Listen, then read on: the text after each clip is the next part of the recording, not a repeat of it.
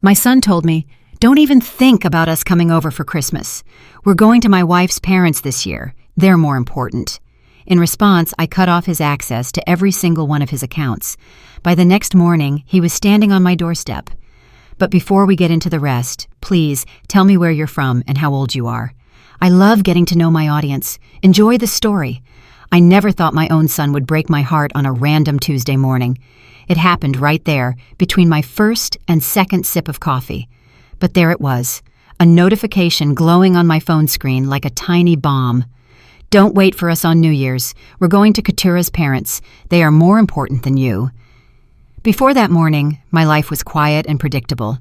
I was 68 years old, living alone in the house in a nice suburb of Atlanta that my husband Balthazar and I bought 40 years ago.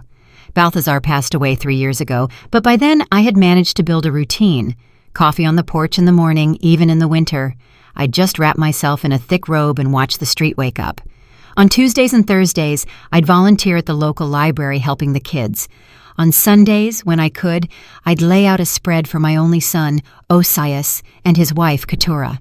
They didn't always show up, but I'd cook anyway, just in case. I noticed the shift happening gradually. Osias used to call every other day just to check in. Then it became once a week, then once every 2 weeks. Just a quick call, a few polite phrases, and that was it.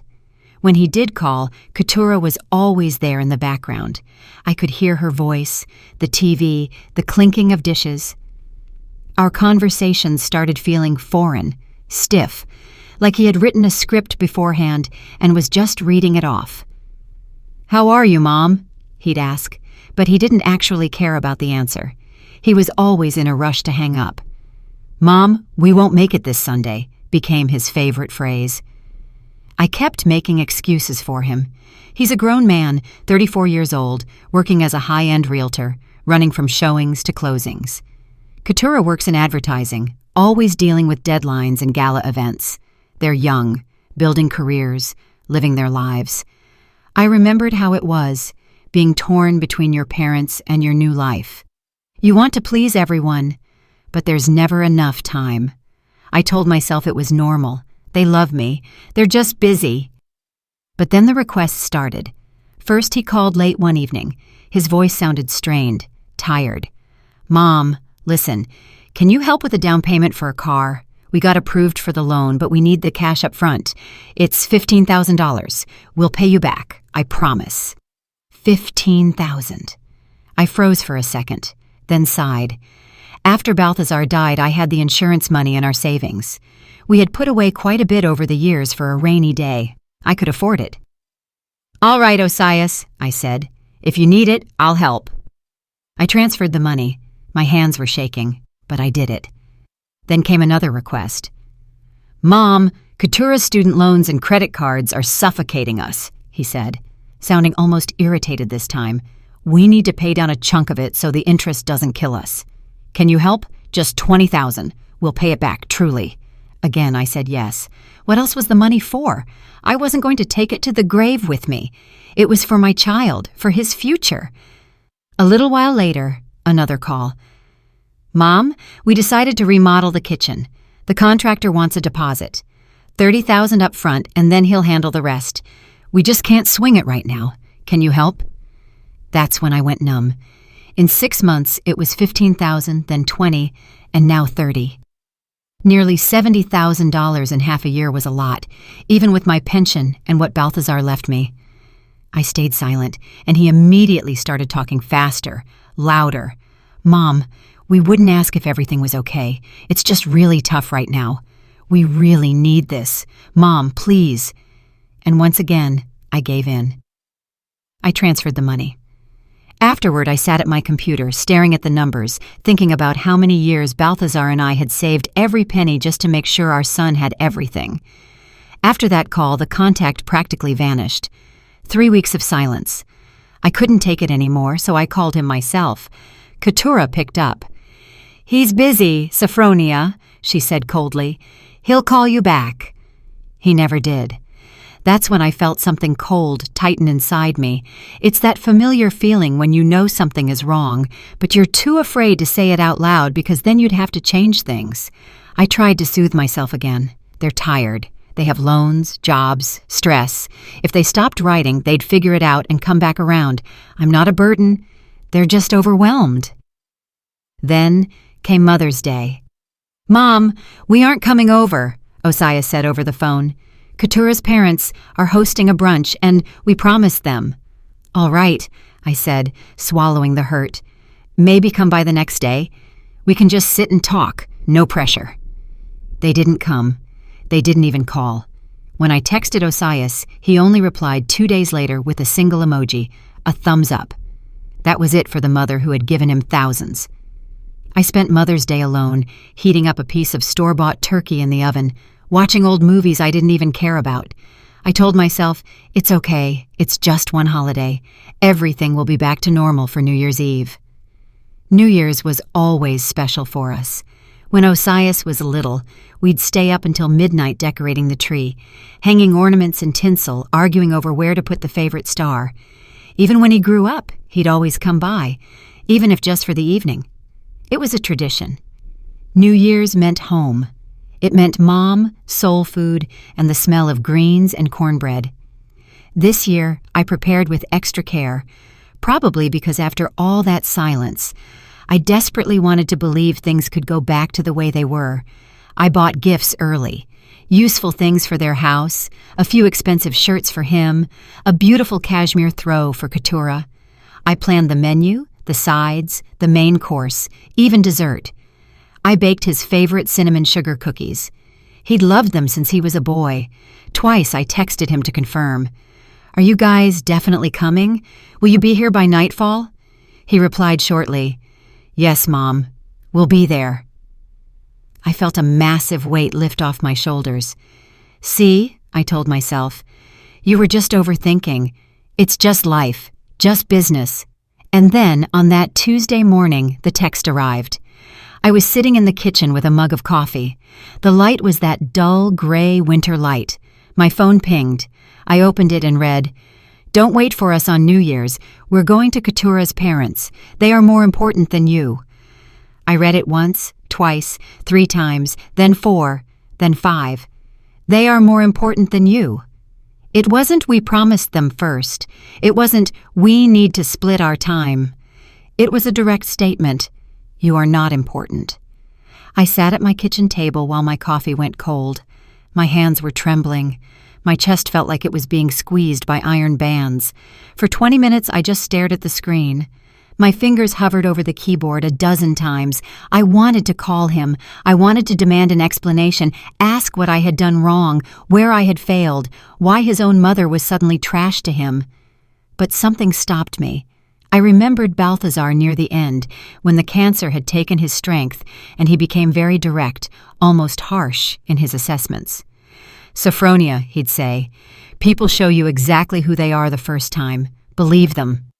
Right now, Osias was showing me exactly who he was. I didn't cry. I didn't call. I didn't even reply to the message. Instead, I sat down with my laptop, logged into my online banking, and opened the list of all the accounts I had set up for him over the years. There was a separate savings account Balthazar and I had contributed to since the day he was born, an investment account we started later when things were better, another one I opened after my husband died, thinking it was for my son's future. Suddenly, my hands were perfectly steady. One by one, I closed every single account, not with the shaking hand of an old woman, but with the precision of someone who had finally made a choice. The numbers on the screen blurred. I took off my glasses, wiped them, and put them back on to double-check. The total came to over $340,000.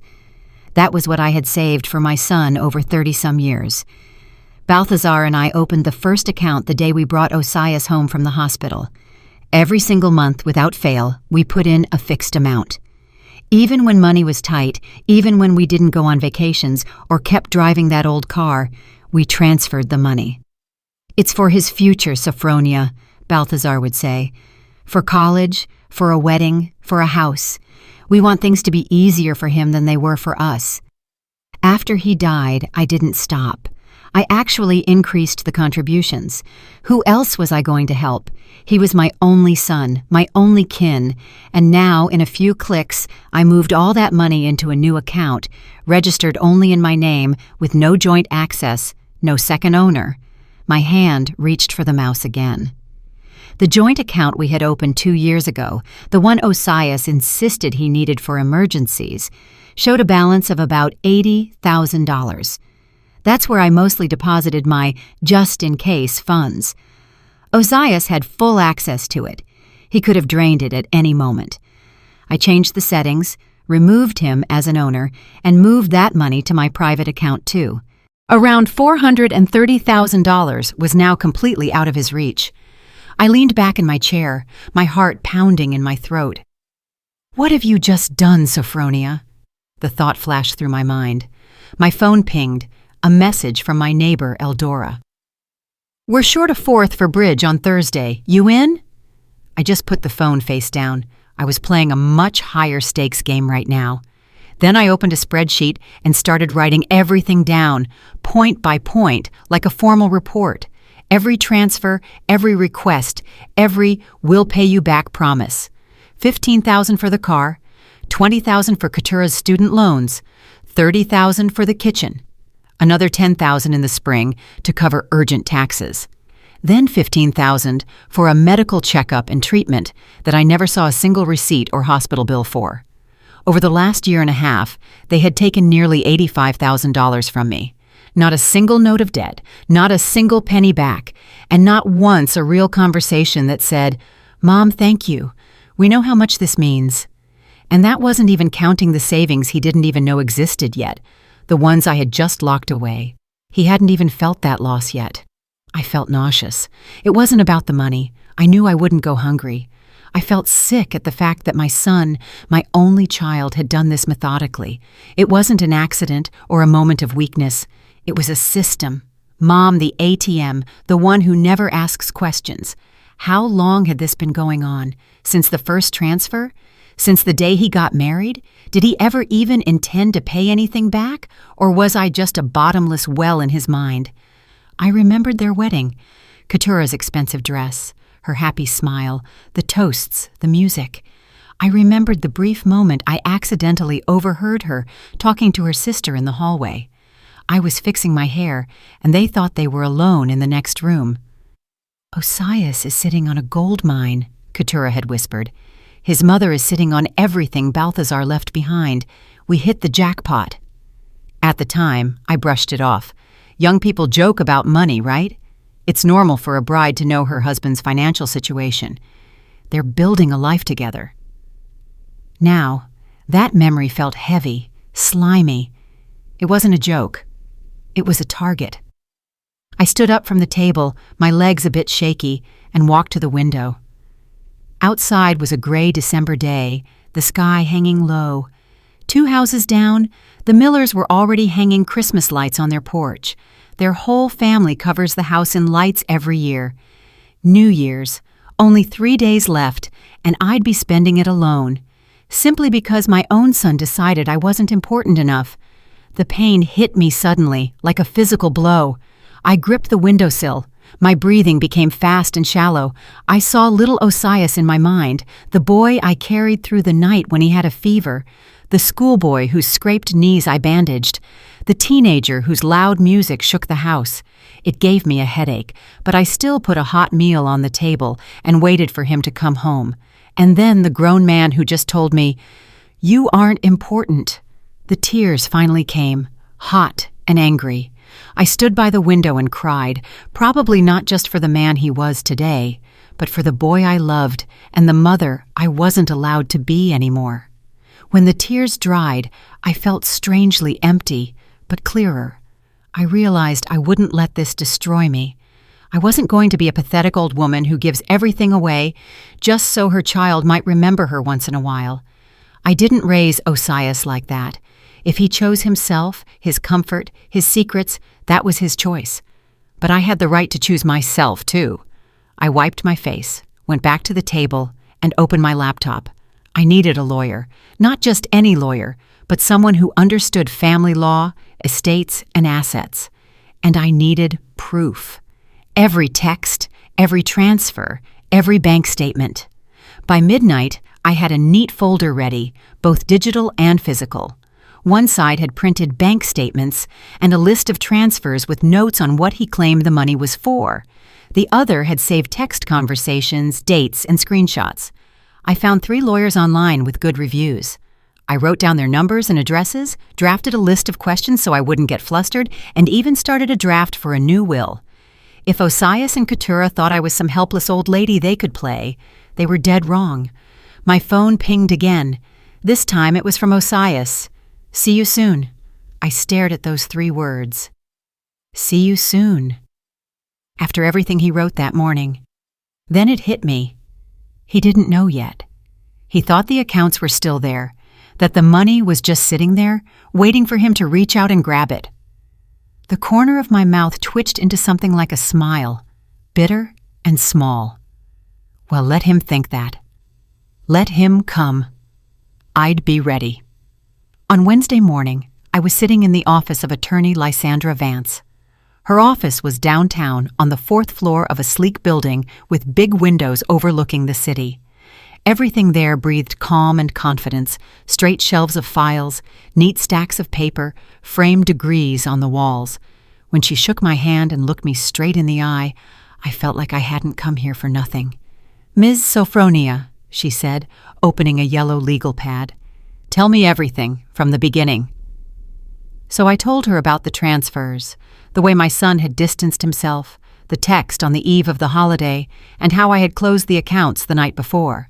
Lysandra listened without interrupting, only asking brief, clarifying questions and jotting things down. When I finished, the office went very quiet. "Ms. Sophronia," she finally said, "you did the right thing by closing those accounts. But we need to act fast and carefully. If your son was already using joint accounts, he might try to get to your other assets before it's too late." I felt a chill. What other assets?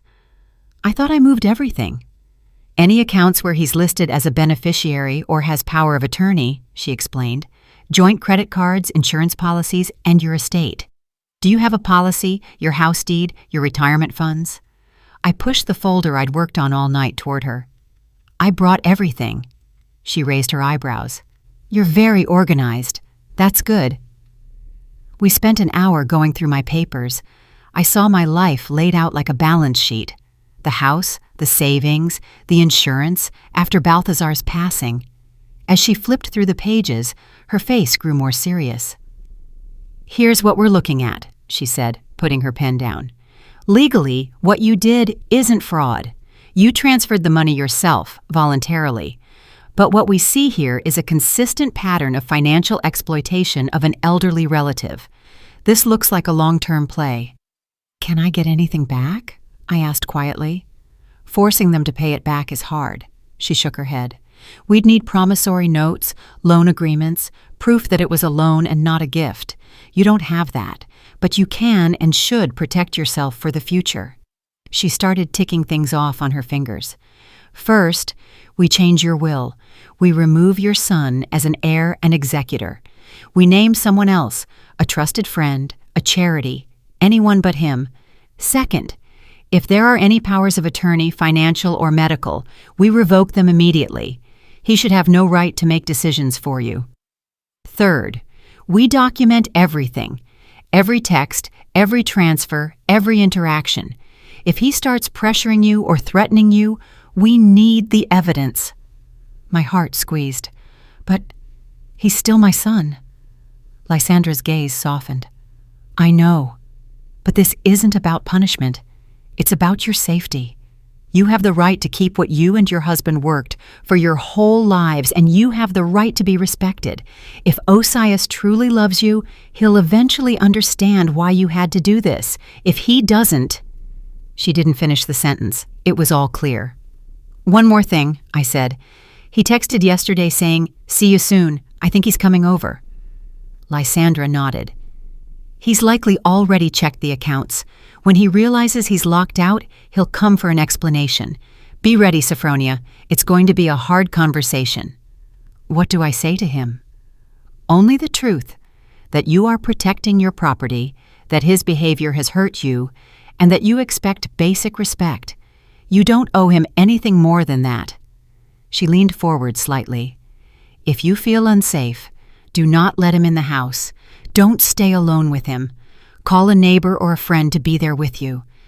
I left her office with a thick folder and an appointment for next week to finalize the will. My hands were shaking as I drove home. Was I really going against my own son? But what choice did he leave me? I pulled into my driveway and saw a familiar car. Osias's silver sedan was parked at the curb. My heart dropped. I sat there for a few seconds, gripping the steering wheel, breathing shallowly so I wouldn't burst into tears. In the rearview mirror, I saw him pacing back and forth on my porch, hands in his pockets, his steps nervous. I grabbed my phone and quickly texted Eldora. "Eldora, Osias is at my door. If you hear any shouting, please come over." The reply came instantly. "I'm watching. Say the word, and I'm there." I took a deep breath, got out of the car, and locked the door. Osias immediately turned toward the sound. His face was flushed, his jaw tight.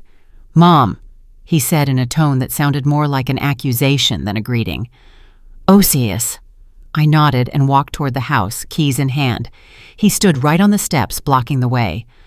"What the hell did you do?" he hissed. "I don't know what you are talking about," I replied calmly, even though my heart was beating so hard I could hear it in my ears. "The accounts, Mom." He raised his voice. "The savings, the investments, the emergency fund, they're empty. Where did the money go?" "Nowhere," I said softly. "I just moved it where you can't get to it." "You?" He was practically hyperventilating. "You moved over $300,000 without telling me?" "I didn't need to ask you," I replied. "It's my money." "It's my money," he shouted. "You spent your whole life saving it for me. You told me yourself it was my fund for the future." I looked at him closely. His face was twisted with anger, but underneath it was clear panic and fear. "Yes," I said. "It was indeed for your future, but that future didn't include treating me like I'm a nobody." For a second, something flickered in his eyes. Shame, maybe. But in that same second, Ketura's voice came from the car. "Osias, did you ask her yet?" I turned my head. Ketura had climbed out of the passenger seat. She threw an expensive designer coat over her shoulders, slung her bag over her arm, and walked up the path like she owned the place. "Sophronia," she said, not even trying to fake a smile. "We need to talk." I didn't invite them inside. We stayed right there on the porch in the biting December wind. Across the street, I saw Eldora's curtain twitch. She was watching. "Talk then," I said, putting my key in the lock but not opening the door. "We're talking right here." Ketura stepped closer. "You just stole over $300,000 from your own son. You think we're just going to let that go?" "I didn't steal anything," I replied. "That money was always mine. Balthazar and I earned it." "You promised it to him!" Ketura's voice rose to a screech. "His whole childhood you talked about his future, his savings, his safety net. You can't just take it back." "I can," I said, "and I already did, because it turns out you two can't be trusted." Osias grabbed my arm, not hard, but enough to make me stop. "Mom, what is going on with you?" he hissed. "This isn't like you at all." I looked down at his fingers squeezing my elbow, then slowly looked him in the eye. "Let go of me." "Not until you explain." "Let go," I said again, my voice very quiet and steady. He flinched and pulled his hand away. I took a step back. "You want an explanation?" I asked. "Fine. I'm tired of being your ATM. I'm tired of giving you everything I have and getting nothing back but silence and disrespect. You didn't come for Mother's Day. You vanished for months, and then you sent me a text saying I wasn't important. So yes, Ketura, I moved my money where you won't touch it, because as it turns out, I'm as afraid of my own son as I am of any random scammer." They went silent. The air between us was taut as a wire. We weren't using you, Keturah tried to protest. $70,000 in 18 months, I cut her off. The car, the loans, the remodel, the taxes, the medical bills. Should I keep going? How much of that did you pay back? Silence was their only answer. That's what I thought, I said. Keturah snapped her head up. You're twisting everything. We're just a young family. It's hard for us. We asked for help, and now you're playing the victim. Partly because of this victim. You have a car, a renovated house, and paid off loans, I said quietly. And instead of a thank you, I get, you aren't important. They looked at each other. A flash of doubt crossed Osias's face, but Keturah immediately gripped his shoulder. You know what, Sophronia? Her voice turned icy. You're going to regret cutting us off like this. That money belongs to Osias by right. We need it. Why? I asked calmly. Why do you need it so desperately? Both of them froze. What kind of debt are you really in? I continued. Because this doesn't look like just loans and a remodel anymore. What are you hiding? Keturah went pale. Osias looked away. And in that moment, I knew for sure. Behind all their requests and loud words, there was something darker, stickier, and scarier that they hadn't told me. The more they raged about the money, the clearer it became. I had only touched the tip of the iceberg. Leave, I said softly. And don't come back until you're ready to tell the truth. The whole truth. Keturah flinched like I'd slapped her. She spun on her heels and practically ran to the car. Her bag bounced against her hip. Let's go, Osias, she barked over her shoulder. Talking to her is pointless. He stayed on the porch for a second, torn between me and the car. Mom, he said in a different voice, almost normal, give us a chance to explain. Osias, I'm tired, I interrupted. If you really want to explain, you know where I live, but not today, and not with that attitude. I need time. He nodded, looked past me at the door as if he wanted to say something else, but said nothing. He turned and walked to the car. I stood there and watched him get behind the wheel, watched Keturah talking animatedly, waving her arms. The car jerked, pulled away, and turned the corner. Only when the red taillights were out of sight did my legs give out. I barely got the key in the lock, walked inside, shut the door, turned the bolt, and then just slid down the wood until I was sitting on the floor, leaning my back against the cold door. My phone vibrated. A text from Eldora. You okay? Should I come over? I typed back. I'll manage. Thanks for having my back. But I knew managing was a strong word. I had just kicked my own son off my porch. I had finally said out loud what I had been avoiding for months. I was being used, not loved, not cared for, but used. The evening passed in a fog. I didn't really do anything. I walked from room to room, heated up some soup, ate a few spoonfuls, left the bowl in the sink. I turned on the TV. Things flashed and people talked, but I wasn't listening. I barely slept that night, jumping at every little noise, then lying there staring at the ceiling, remembering holding little Osias in my arms, remembering him as a man saying shyly, "Oh, Mom, stop," but still hugging me when he was feeling low. Thursday morning, I went back to Lysandra's office. We had planned to finalize the will and other papers, but now it didn't feel like theory anymore. It was reality. I sat across from her. I had a pen in my hand and a stack of documents in front of me. All right, she said calmly. Here's the new draft. The house, the savings, the insurance. Everything you showed me. The primary heirs are your sister, Odessa, and several charities as you requested. Your son is mentioned here only as an individual specifically excluded from the inheritance. It's important to state that clearly. So, I swallowed. This goes into effect right now? Yes, she nodded. As soon as you sign and we notarize it. While you're alive, you can change your will as many times as you want. But for now, this is the version that stands. I looked at the paper and thought, this is our whole life together, Balthazar's and mine.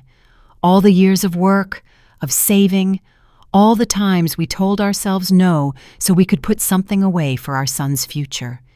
And now, with my own hand, I'm taking that future away from him. Is this final? I asked, more to myself than her. Final is only death, Lysandra replied gently. As long as you're alive and of sound mind, you can change it back 10 times over. But today, you are protecting yourself, and that is the right thing to do. I sighed and took the pen. My hand shook slightly, but I signed where I needed to. From this moment, she said, gathering the papers, your son has no legal claim to your estate. If you ever decide to put him back in, we'll make a new document. But for now, given his behavior and the risks you've described, this is the safest path for you. I nodded. My chest felt heavy, like I had lost something and been set free at the same time. This is the last step, she added. You've closed the accounts, removed him from the joint ones, and now you've secured everything legally. Now go live your life and be wary of any attempts to pressure you. Remember, you don't owe anyone anything. On Friday, I barely got out of bed. I'd doze off, then just lie there listening to the clock in the living room. A strange sense of emptiness washed over me. I'd done everything right, protected my money, my boundaries, my future, but it felt like I'd cut off a piece of myself.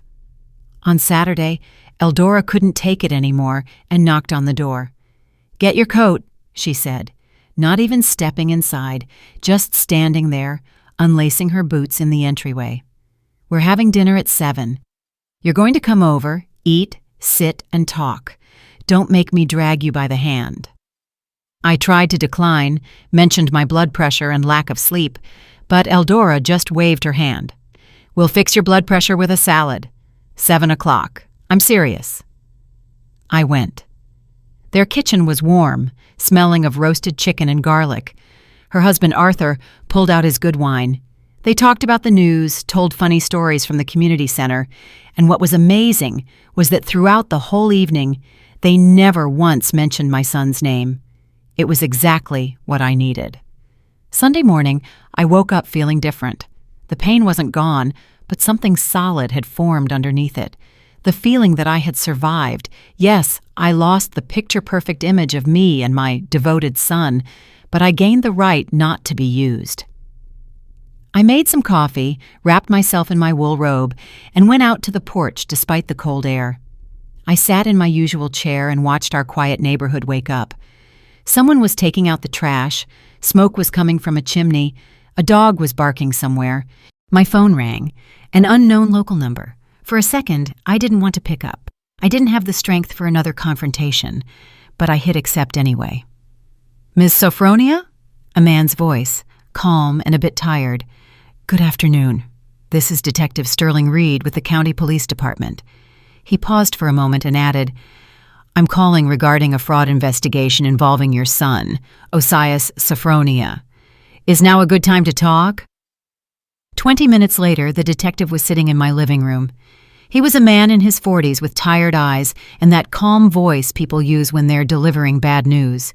Uniform jacket, folder in hand, no wasted movements. Ms. Sophronia, he began, are you aware that your son filed for bankruptcy 7 months ago? My stomach dropped. He did what? I asked. Bankruptcy? Yes, he nodded. Official Chapter 7 filing. According to the records, his debts are around $600,000. Credit cards, personal loans, a second mortgage on their house, various private loans. My ears started ringing. $600,000. While he was asking me for car money, for remodels, for debts, he was already up to his neck in a hole he couldn't get out of. During the review of the case, Reed continued, opening the folder, the trustee found some discrepancies, large cash inflows that weren't reported, purchases and spending after the filing. Your son claimed he had no family support and that his parents weren't helping him. He claimed you had no assets. He pulled out some printouts and turned them toward me. Highlighted in yellow were the transfers. My transfers, $15,000, $20,000, $30,000, and more. Is this you? He asked calmly. Yes, I barely found my voice. I transferred all of that. I thought I was helping with a car, with loans, with medical stuff. I didn't know he was in bankruptcy. I believe you, Reed said softly. That's why I'm here. We need your cooperation. Everything you did was out of the kindness of your heart. But for the court, this looks like a scheme to hide assets. He's receiving money and not reporting it while trying to get his debts wiped clean.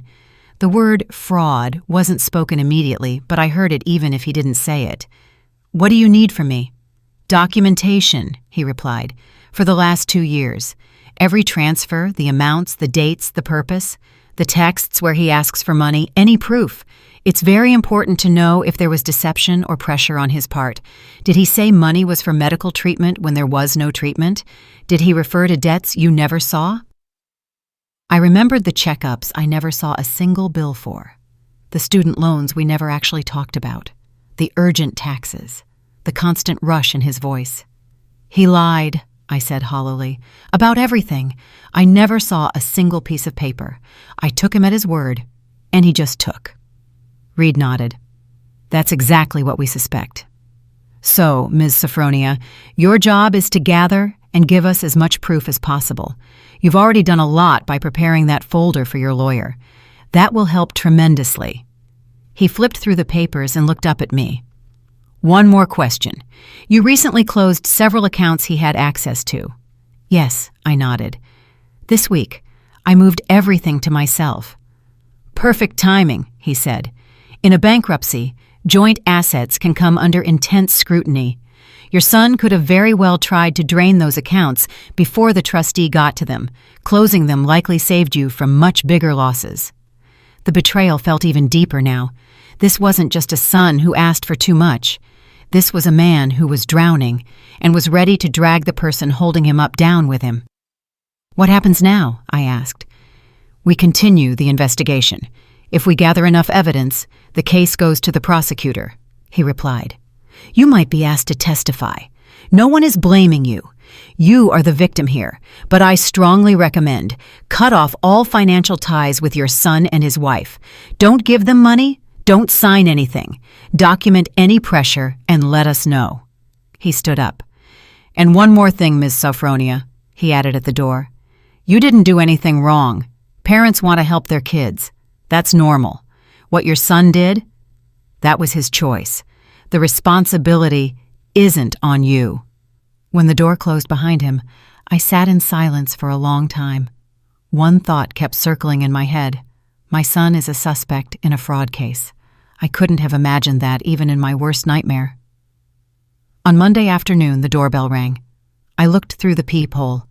It was just Keturah, holding a small gift bag. Osias's car wasn't there. I didn't open the door. I just watched her through the glass. Sophronia. Her voice was soft, almost pitiful. I know you're home. Please open up. I just want to talk. I stayed silent. I brought you a gift, she continued. Your favorite chocolates. Remember those expensive ones you always bought for the holidays? Call it an olive branch. Let's not fight. A pause. The sound of the bag hitting the porch. I'm so sorry about everything that happened. Her voice got even softer. Osias and I were just stressed. We said things we didn't mean. He's hurting. You have no idea. He's been gloomy all weekend, can't find peace. He loves you, Sophronia. You're his mother. Are you really ready to destroy your relationship over one bad text? I stood with my back against the door and listened. If this had happened a month ago, I probably would have opened the door, hugged her, and said, Okay, let's forget it. But after the talk with the detective, it sounded different, not like repentance, but like a badly played role. Family always forgives, she went on. That's what matters. We all say stupid things, but blood is thicker than water. Osias needs you, and you need us too.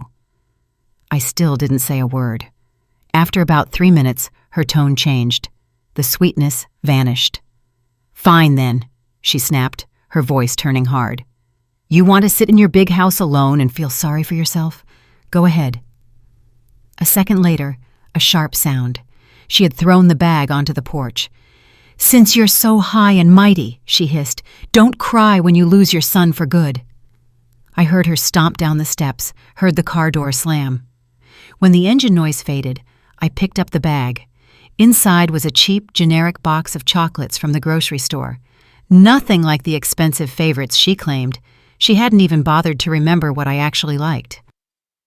On Tuesday, I met with my library friends, Eldora, Sarah, and Della, at a cafe. I had debated whether to tell them, but Eldora just looked at me the moment I sat down and said, "All right, spill it. You've been out of sorts for a week." I sighed and told them.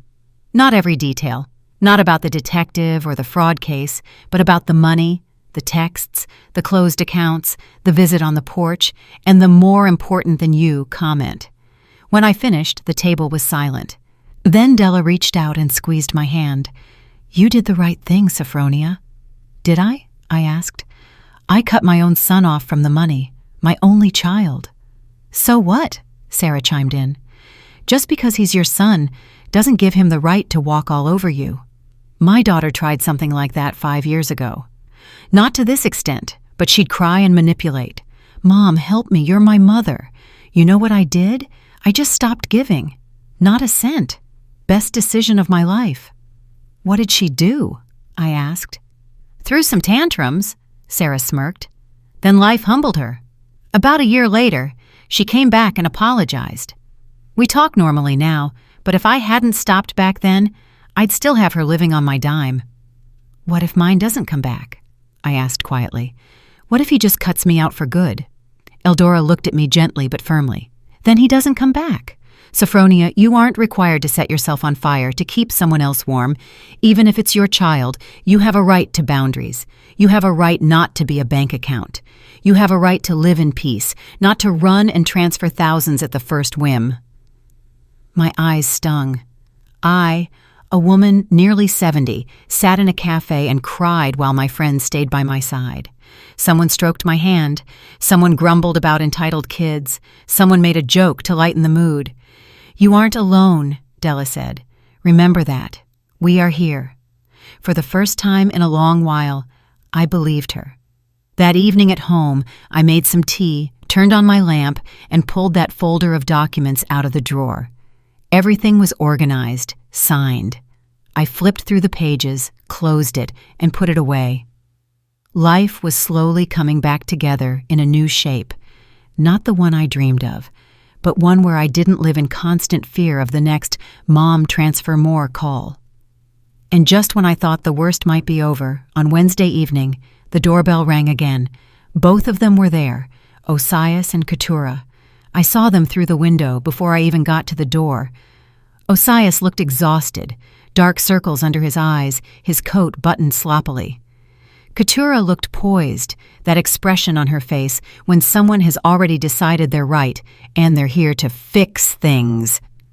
I opened the door but stood in the frame, not letting them in. "Mom," Osias spoke quickly, "please, just listen to us. 5 minutes. We aren't asking for more." "You have 5 minutes," I said, "right here on the porch." Keturah thinned her lips but nodded. "Fine," she said. "Sophronia, we came to apologize, for real. We crossed a line. That text, it was cruel. The way we've treated you lately was wrong. We get that." She spoke smoothly, carefully, like she'd practiced. "Continue," I said calmly. "Mom," Osias jumped in, "my life is a nightmare right now. Honestly, the financial pressure is so much I don't even know how to keep going. I didn't want to burden you. I was ashamed. I thought I'd figure it out myself, but I just made it worse. I took your help for granted. I vanished when things were hard for you. I've been a bad son." He looked down, went silent. "We want to make it right," Keturah picked up. "Start fresh. We'll come over for New Year's, spend the whole day together, help you decorate the house. Let's make it like it used to be. Family, the holiday, just give us a chance." "In exchange for what?" I asked. "What do you mean?" Keturah blinked. "On what terms do you want this fresh start? Because right now, this doesn't sound like an apology. It sounds like a deal." Osias flushed. Mom, that's not fair. You realized the access to the money is gone. I cut him off. And you came back to get your convenient system working again. This isn't about the holiday, Osias. This is about the accounts. That's not true, Keturah started, but I stopped her. I talked to Detective Reed. Everything changed in a heartbeat. Osias went so pale I actually got worried. Keturah's eyes went wide. You what? He gasped. You went to the police? No, I replied. The police came to me about the fraud in your bankruptcy, about the $600,000 in debt you never told me about the money you were taking from me and not declaring, about your claim that your parents don't help you. Mom, I can explain. Osias choked out. Really? I asked. Explain how you told a court you had no family support while you were draining thousands from me for this, that, and the other. Explain how you took money for medical bills that didn't exist, for loans I only heard about from you. Explain why you lied to everyone, to me and to the court. Keturah began. We were desperate. Do you even understand what it's like when collectors call every day? When they threaten to take the house? We were drowning, Sophronia. We needed the money just to keep from going under completely. And you decided to drag me down with you, I said, instead of just telling me the truth. I looked at my son. Osias, I said softly, did you ever even love me? Or was I always just an old lady with money in your head? He snapped his head up, tears in his eyes. Mom, of course I loved you, he practically yelled. I just didn't want you to see the mess I was in. I was ashamed. I told myself, I'll take from Mom, then I'll pay her back as soon as I'm out. But it just got worse, and I kept coming back to you, and I hate myself for it. I ruined everything. I'm guilty. I really am. For a second, something inside me wavered. There he was, my child with wet eyes, his voice breaking, standing there and finally talking without a script. And maybe I would have opened the door and said, "Okay, come in," if it hadn't been for Keturah. This is all very touching, she intervened sharply. But let's get back to reality. Sophronia, if you give a statement against Osias, they could actually send him to prison. Is that what you want? To see your son behind bars? Are you really ready to destroy his life? I closed my eyes for a second. There it was, the real face. Not family, not we were wrong, but cold calculation. Scare her, press her, make her back down. I'm not destroying anything, I said calmly. Osias destroyed it himself when he started lying to the court and to me. He's a grown man. He knows what responsibility is, and he knows what the law is. This is his choice. Keturah stepped closer. Her voice turned hard, almost threatening. You're selfish, Sophronia.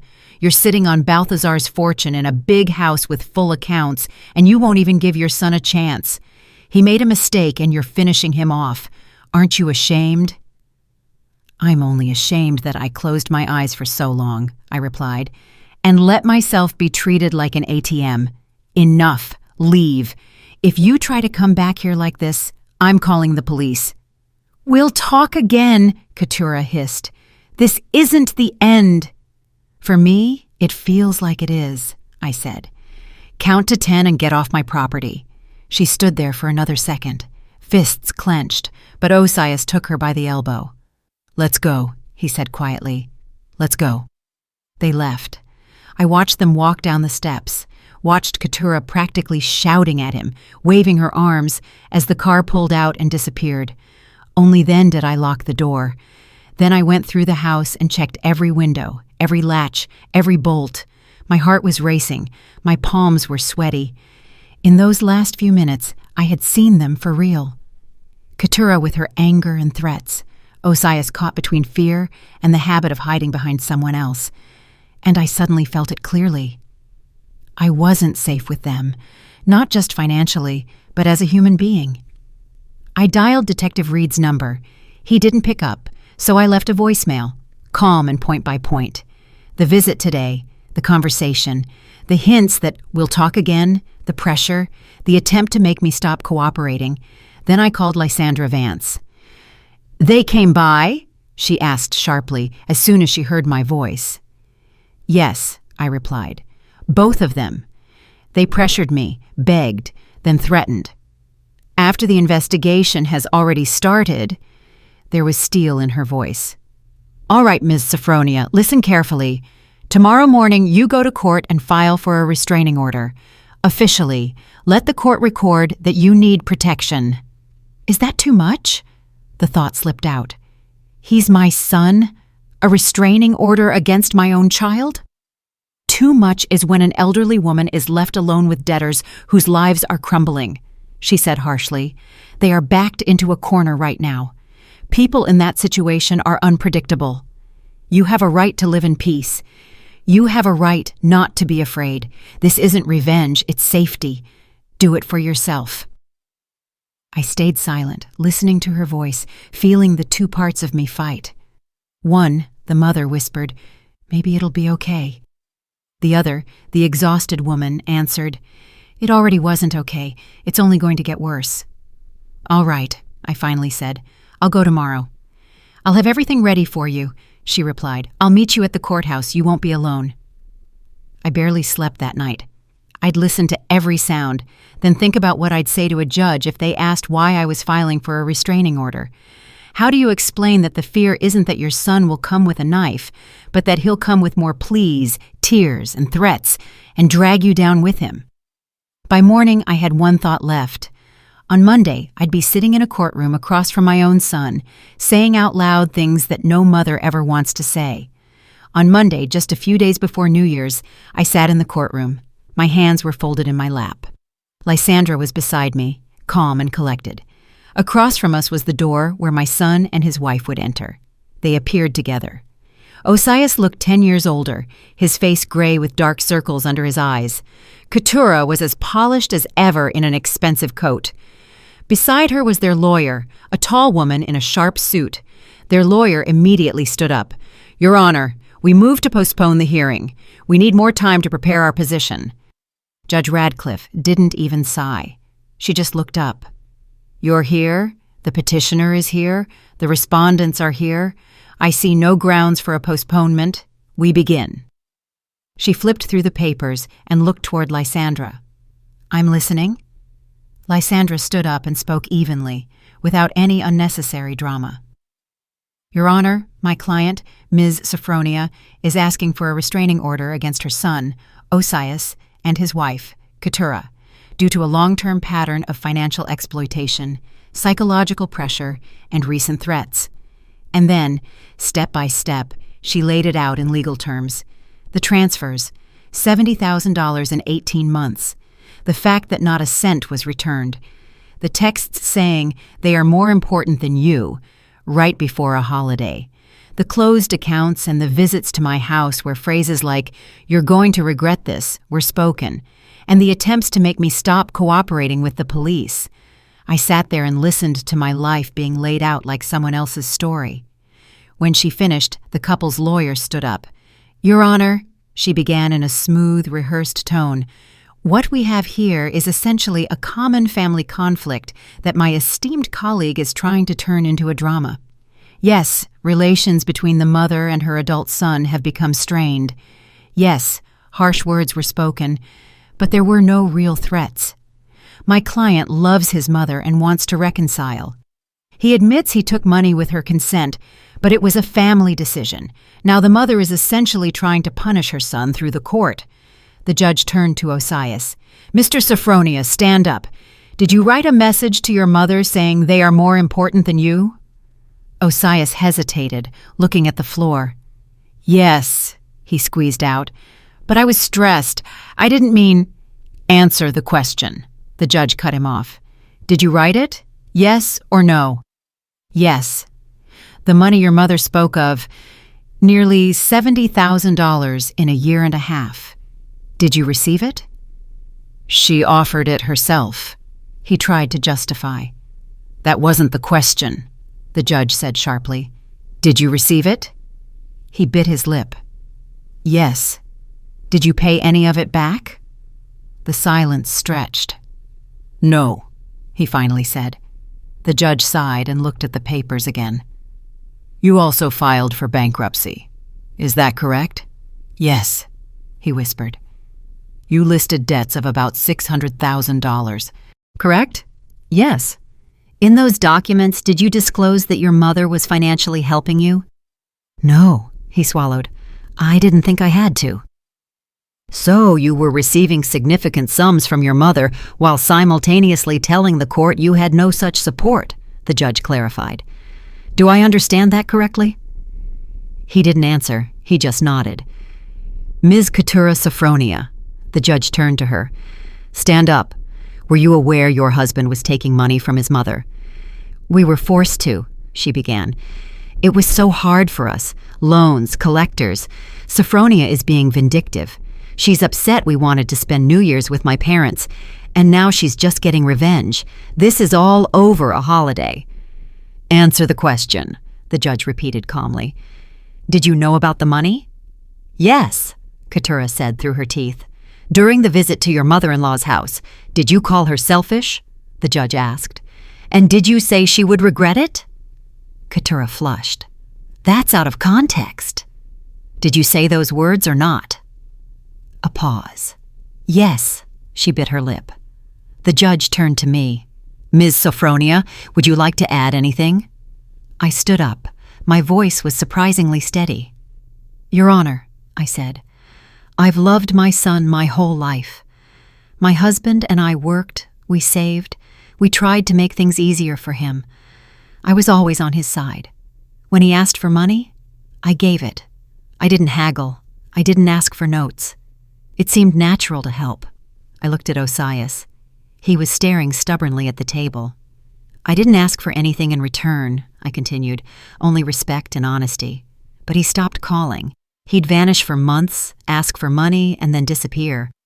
And then he sent me a message saying his wife's parents were more important than me, and when I finally tried to protect myself and my money, he and his wife came to my home with accusations, pressure, and threats. I don't want revenge. I want to live in peace and not be afraid of my own son. Thank you. Please sit down. The judge nodded. She flipped through the papers one more time, clarified something with the clerk, and thought for a few seconds, tapping her pen on the table. All right, she said. Given the documents presented, the admissions of the parties, and the overall pattern of behavior, the court grants the petition of Ms. Sophronia. A restraining order is issued for a period of 1 year. I felt something inside me tighten. Mr. Osias and Ms. Keturah are prohibited from coming within 150 yards of the petitioner. They are prohibited from visiting her home, calling, writing, or contacting her through third parties, except for official legal requests. Any violation will result in immediate action up to and including arrest. The gavel struck. Osias put his head in his hands. Keturah let out a strange sound, somewhere between a sob and a short cry. Their lawyer leaned in, whispering quickly, "We can appeal. We'll file a motion. This isn't over." I wasn't listening. Lysandra and I walked out into the hallway. It was quiet there, smelling of old linoleum and paper. Only then did I realize I'd been holding my breath the whole time. I finally exhaled. "You did great," she said. "You said exactly what was needed." "I just told the truth," I replied. "The rest is out of my hands." "The truth is a powerful thing," she nodded, "especially against a backdrop of lies and manipulation." Somewhere behind the door, in the courtroom, voices rose. Keturah was saying something in a sharp tone. The lawyer replied, mentioning the word money. I caught the phrase. "We don't have the funds for that. We'll just have to deal with it." I turned away and walked down the stairs. Outside, it was cold, but the air felt clean. Holiday decorations hung from the street lamps. In the square in front of the courthouse, they were setting up the tree. My phone vibrated. A text from Eldora. "How'd it go?" I smiled for the first time in days and wrote, "I won." The reply came back instantly. "Dinner at our place tonight. We're celebrating." 3 weeks later, on a cold January morning, I was back in Lysandra's office. This time, the talk wasn't about protection, but about the consequences. "The district attorney has filed charges," she said, moving some papers. "Based on the bankruptcy investigation, your son is being charged with 3 counts of bankruptcy fraud. If convicted, he faces up to 5 years in prison." I stayed silent. The words "my son" and "criminal charges" didn't fit together in my head. "And Keturah?" I asked. "Technically, she's listed as a co-conspirator," Lysandra replied. "But there's talk of immunity in exchange for her testimony. In other words, she's ready to testify against him. She's painting herself as a victim, as usual." She placed another sheet in front of me. "The bankruptcy trustee is taking their house. It'll be sold to pay off debts. Their accounts, their cars, everything is under seizure. They essentially have nothing left." "Nothing at all?" I asked. "Practically," she nodded. "And over the last week, we've been contacted several times on his behalf.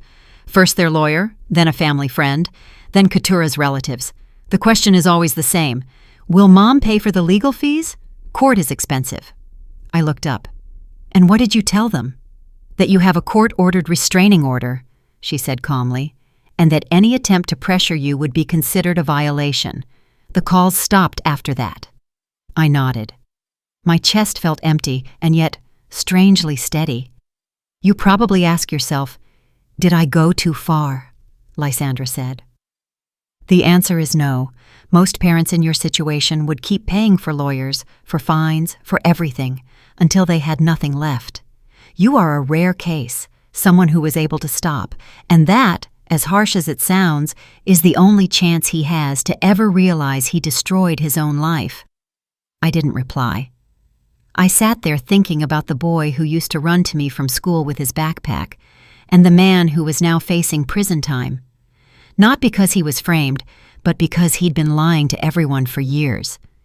In February, the news didn't come through a lawyer, but through our local community grapevine, the hair salon and the shops where half the town crosses paths. Eldora called me that evening. "You better sit down," she said. "I've got something to tell you." It turned out her stylist had a friend working at the same agency where Keturah used to work. That friend said Keturah had filed for divorce, packed her things, and moved back in with her parents. She was giving interviews to local blogs about how she was a victim of a toxic marriage and a manipulative husband. She claimed she was dragged into the debt and knew nothing. Osias, meanwhile, had moved out of their house before the final foreclosure. He was renting a cheap studio on the edge of town, working wherever he could. He didn't have money for a good lawyer anymore. He was using a public defender. "His trial is set for April," Lysandra told me at our next meeting. "The evidence is overwhelming. His chances aren't good." I went home after that talk and sat in my kitchen for a long time with a cup of cold tea. On one hand, it was all logical. He had been heading toward this disaster for years. Debts, lies, trying to hide behind me and my money. The law had finally caught up. On the other, he was my child. No matter how terrible his choices were, he was still the boy I decorated trees with. And the closer the trial date got, the clearer I saw it. Whatever the verdict was, something would finally be settled for me too. The only question was, would I be able to finally let go of my son? Alive, but a stranger? Osias's trial started in April and lasted 3 days. I didn't go. Honestly, I didn't have the strength to see him in those walls again. Lysandra went for me. Every evening she'd call and tell me how it went in a businesslike tone. "Today," she'd say, "they went through the bank records, all the transfers from you, the cash withdrawals, the purchases. The picture for the court is undeniable." On the second day, the bankruptcy trustee testified. He explained in detail how Osias hid income and made purchases after the filing. On the third day, Keturah was called. She sat in the courtroom looking like a grieving wife, telling them how she knew nothing, how she trusted her husband completely, how she was a victim. But she honestly confirmed that Osias was regularly getting money from me and that there was no mention of it in the bankruptcy. "The evidence against him is more than enough," Lysandra said that evening. "Unless the judge goes blind on the way to the chambers, the verdict will be guilty." The court deliberated for several hours. When Lysandra called, I was sitting in my kitchen with a cup of cold tea. "Miss Sophronia," she said softly. "He was found guilty on all counts. He's been sentenced to 3 years in a state prison with credit for time served and a chance for parole after 18 months if he stays out of trouble and starts paying back part of the restitution." I was quiet for a while. 3 years, I repeated. "I understand how you're feeling," she said. I thought about it and honestly replied, "It feels like it's finally over. Not completely, but the hardest part is behind me." In May, a letter arrived, a worn yellow envelope. I recognized the handwriting instantly. Lysandra had pre-screened it to make sure there were no threats or pressure, meaning no violation of the restraining order. Only then did she hand me 7 thick pages, written on both sides. He explained, he told me how it all started with harmless sports betting, how he got sucked in, how the debts grew, and with them the fear. He wrote that Keturah pushed him to get out of the hole at any cost, that she kept talking about Mom sitting on a fortune, and how it was a sin not to use it. He wrote that he lied to me, lied to the court, lied to himself. Then came the apologies for everything, the money, the silence, the more important than you text, for the fact that he turned me into an ATM instead of a mother. At the end, there wasn't a single word about help me, send money, or pay for a lawyer. Only a plea to forgive him someday, if I could. I read the letter 3 times, then put it in my desk drawer. I didn't write back. Maybe someday, years from now, I'll be able to go to the prison, look at him through the glass, and say something other than, "How could you?" But definitely not now. Right now, I needed to learn to live my life without illusions about my own son. Summer came to our town quietly, as it always does. In the mornings, I started going out onto the porch again with a mug of coffee, listening to the birds, watching the neighbors drive to work, hearing a dog bark behind a fence. The life that seemed to have fallen apart was slowly reassembling into a new shape. Eldora pulled me into her book club.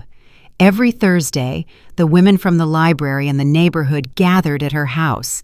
We read books, argued over endings, laughed, and drank wine from simple glasses. Sarah convinced me to help at a crisis center for women. I resisted at first. Who needs me there? But one day I went and stayed. We held small classes on financial literacy, how to manage a budget, how to tell a normal loan from a predatory one, why you shouldn't sign for someone else's debt, how to tell when you're being used. Every time I said, "Don't give anyone access to your accounts, even if they're family," something inside me resonated. On Saturdays, I started going to watercolor classes with Della. To be honest, I was a terrible painter, but it was quiet there. The rustle of brushes, the smell of paint, someone sighing over a lopsided apple, someone giggling at their own boat. In June, I finally fulfilled a long-held dream. I went to the coast alone. 5 days in a small cottage near the beach in Savannah. Morning tea on the balcony, walks along the shore, a book in my hand. No one bothering me, no one calling with, "Mom, I need it urgently." Just silence and the ocean. I felt good, and I wasn't afraid of being alone. Later, Eldora introduced me to Julian, her cousin, a retired history teacher. We went for coffee downtown a few times, walked along the riverfront. I told him up front, "Just so you know, I'm not looking for a husband or a partner.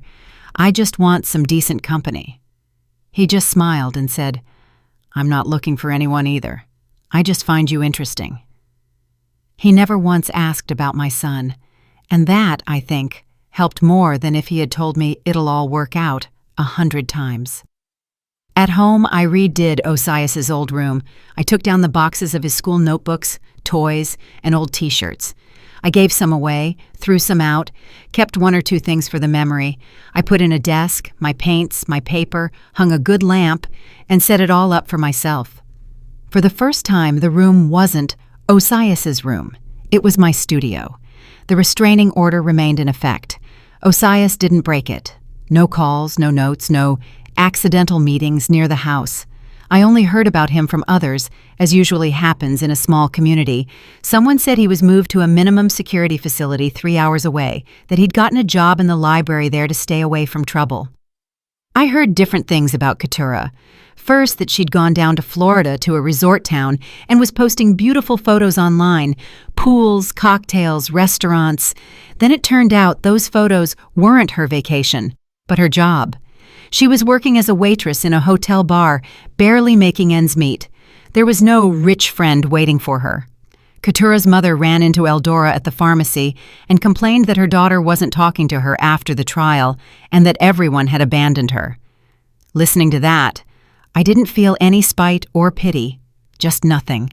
A blank space where hope used to be. In August, another letter came from the prison, a short one. Osias wrote that he hadn't touched a gambling app in 6 months, that he was attending meetings for people with addictions, that he was working in the library and reading books about people who rebuilt their lives. He wrote that he was finally clear-headed about what he'd done to me, not just about the money, but about how he had thrown me out of his life, how he had put me last. At the end, again, he asked for nothing, not money, not help, just one thing, that someday, if I ever felt a little lighter, I'd just think about the possibility of forgiving him. I folded the letter and put it in the same drawer with the first one. I didn't tear it up, didn't throw it away, but I didn't reply either. In September, I turned 69. Eldora threw a little party in her yard. Our book club friends, neighbors, and a few women from the crisis center came. The gifts were silly and warm. A mug that said "The world's most average artist." A t-shirt with the phrase, "And yet she stood her ground." A gift card to an art supply store. We sat at the table, ate cake, discussed a book, and laughed. I caught myself thinking, if someone had shown me this scene a year ago, I wouldn't have believed it. That evening at home, I went out to the porch with a glass of wine, looked at the dark yard, and thought about the year I'd had. I lost a son. Not physically. He's alive. But the Osias I thought I knew is gone. There is a grown man who made his choices and is paying for them. But in exchange, I found myself. I learned to say no when I used to automatically say, "Of course, baby." I realized that love doesn't give anyone the right to sit on someone else's neck, and that boundaries aren't cruelty. They're normal self-care.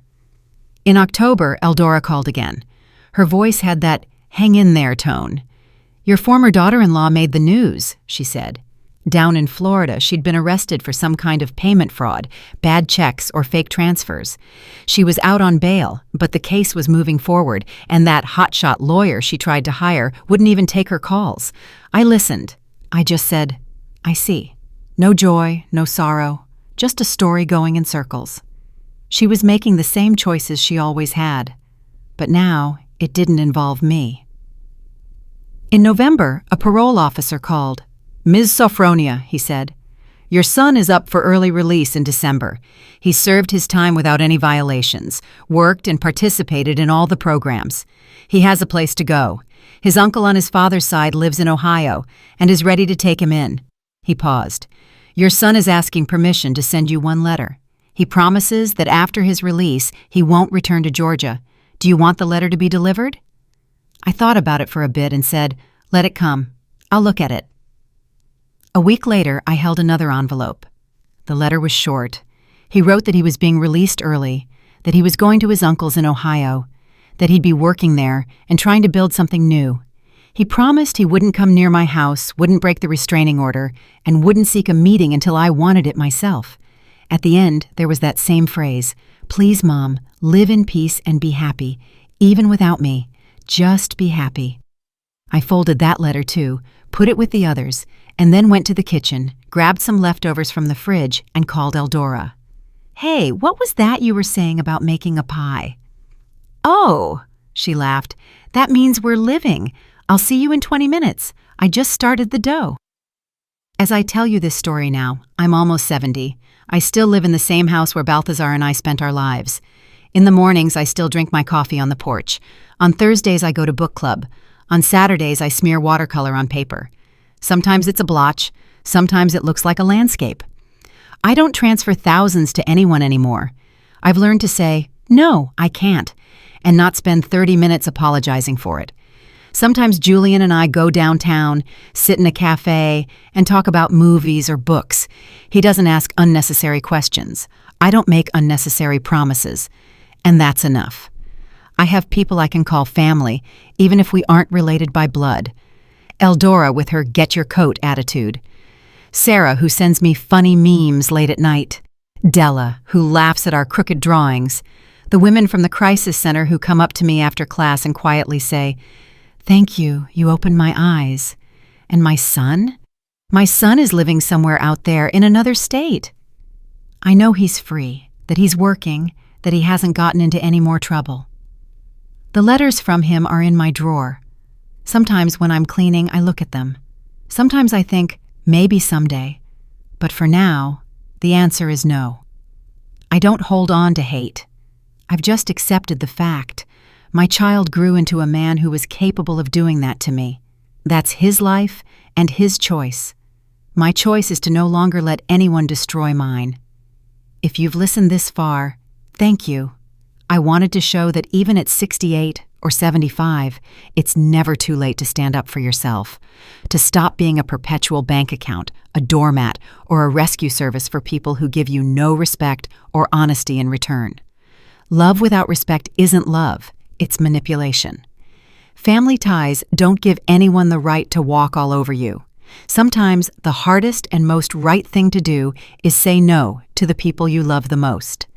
I don't regret protecting myself. Yes, I ended up without a son by my side, but I got myself back. The woman who has her own desires, her own right to a peaceful old age, and her own boundaries. Now, I have a question for you. What would you have done in my place? Would you have kept giving, hoping that person would eventually change? Or would you, like me, finally close those accounts, not just at the bank, but inside yourself? Think about it.